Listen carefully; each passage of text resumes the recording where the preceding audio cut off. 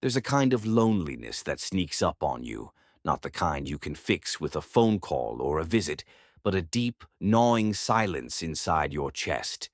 That was Mr. John's world, day after day by the restless sea, in a village so small that the horizon felt like both a promise and a prison. Fishing was his routine, the same grind every morning and evening, but what he really craved wasn't fish or money. It was connection, someone or something to fill the empty spaces he tried to ignore. He wasn't a man used to company. Years of solitude had carved into him a quiet edge, a stubbornness wrapped around a heart that still hoped. One afternoon, when the sun was dipping low and the sky was bleeding colors, he set out for the neighboring village to sell his catch. The forest path was lonely, the kind of quiet that presses on your ears, when suddenly he spotted a figure sitting by the roadside.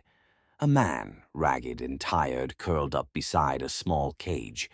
Inside the cage, a tiny tiger cub blinked up at Mr. John with wild, untrusting eyes. The stranger's voice was hoarse as he spoke. "My family hasn't eaten in days. I can't care for this cub anymore. Take my fish, and the cub's yours." Mr. John froze, fear and hope tangled inside him. A tiger, a wild beast, was this madness? Yet beneath the caution was a spark, compassion. That desperate little cub might be the one thing to shake the silence in his life. Without fully knowing why, he nodded, trading fish for that fierce, fragile bundle. And just like that, everything changed. Raising a tiger cub wasn't exactly the usual hobby for a fisherman, but Mr. John was never one for usual. The first days were a mess, tiny paws that clawed, sharp teeth that nipped, and a wild heart that refused to settle. Every morning he fed the cub fresh fish, spoke to it softly, and built a sturdy cage where the little beast could stretch without breaking free. He wasn't blind to the danger, but loneliness had a way of bending your sense of caution. Word spread fast in the village. "Oh," they whispered, all right. "That John's lost his mind," some said. "A tiger? In our village?" Others were fascinated, watching him walk the cub around town, as if showing off some secret prize. Fear mingled with admiration. People kept their distance, casting sideways glances, unsure whether to be impressed or terrified. But for Mr. John, that tiger was more than a wild animal. It was a symbol, a reminder that life, like the cub, was untamed and unpredictable. He poured his patience into teaching it, each small step forward a victory. When the cub's growls softened, when it followed him without snarling, he believed he was proving something, that love could reach even the wildest places.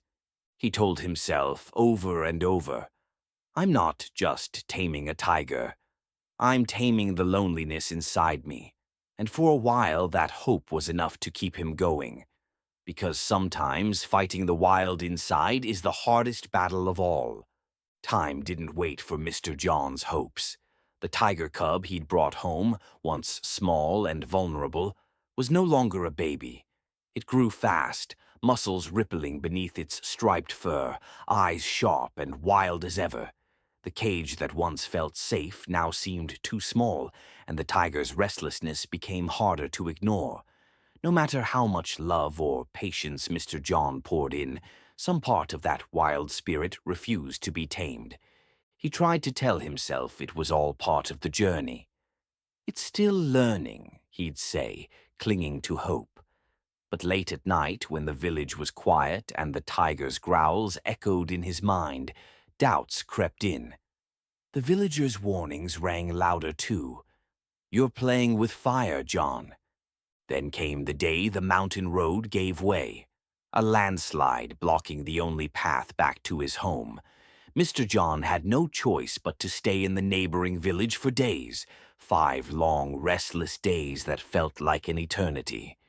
Each hour away was a punch to his gut. He imagined the tiger, locked in its cage, hungry and confused. He pictured the beast pacing, claws scraping the floor, the wild instincts growing stronger with every passing moment. His heart ached with guilt and fear. He'd taken a gamble, hoping love could rewrite nature's rules. But now, separated by distance and fate, the fragile balance was slipping fast. Mr. John didn't know it yet, but this forced absence was the fracture point, the moment when hope and nature would collide in a way neither could control. When Mr. John finally made it back home, the relief that washed over him was almost too much to bear. He had been away for 5 long days, every moment haunted by the image of the tiger alone, hungry, restless. But as he stepped inside, the sight that greeted him stopped his breath. The tiger was there, alive but weak, its golden eyes sunken and dull. It sat quietly in the corner of the cage, no longer the playful cub that had captured his heart. There was a wild fire inside those eyes now, but it wasn't the kind Mr. John could soothe with gentle words or fresh fish. He moved closer, heart pounding with a mix of love and dread. He wanted to comfort it, to tell it everything would be okay. But the tiger's gaze locked onto him, primal instincts flaring to the surface like a storm breaking through calm skies. Before he could even react, the attack came. Sharp teeth, claws raking, raw power unleashed in an instant. Mr. John barely had time to defend himself. The pain was not just physical. It was the crushing weight of betrayal, the brutal truth crashing down. This was the moment he had feared but hoped would never come. No matter how deeply he had cared, no matter how patient or loving he'd been, some things just couldn't be changed. A tiger's nature is wild and untamed. No cage, no kindness, no amount of hope could rewrite that. In that heartbreaking instant, Mr. John understood the bitterest lesson of all. Love alone can't tame what's meant to be free. After the attack, everything changed for Mr. John. The pain he felt wasn't just from the wounds on his body. It was the sting of a truth he'd spent years trying to ignore. Sometimes compassion isn't enough. Sometimes, no matter how much love you give, the thing you're trying to save or change is bound by something deeper, something you can't fight or fix. He sat by the shore, staring at the restless waves, wrestling with this bitter reality. The tiger had been wild from the start. No amount of feeding, no amount of gentle words could erase what was in its blood and bones. And maybe the same was true for people too, the ones we wish we could change, protect, or tame. It's a hard lesson because it forces us to face limits, limits on what we can control, and limits on how far love can reach without risking ourselves. Sometimes, love isn't about holding on tight. Sometimes it's about knowing when to step back, when to protect your own heart and soul by keeping a safe distance. That's not weakness or failure. It's wisdom. Real strength comes from understanding that some battles aren't ours to fight, and some wildness is meant to be free, whether it's in the wild or inside another person. Mr. John's story isn't just about a tiger. It's about the courage to face truth, even when it hurts, and the grace to accept that sometimes the kindest thing we can do is to let go.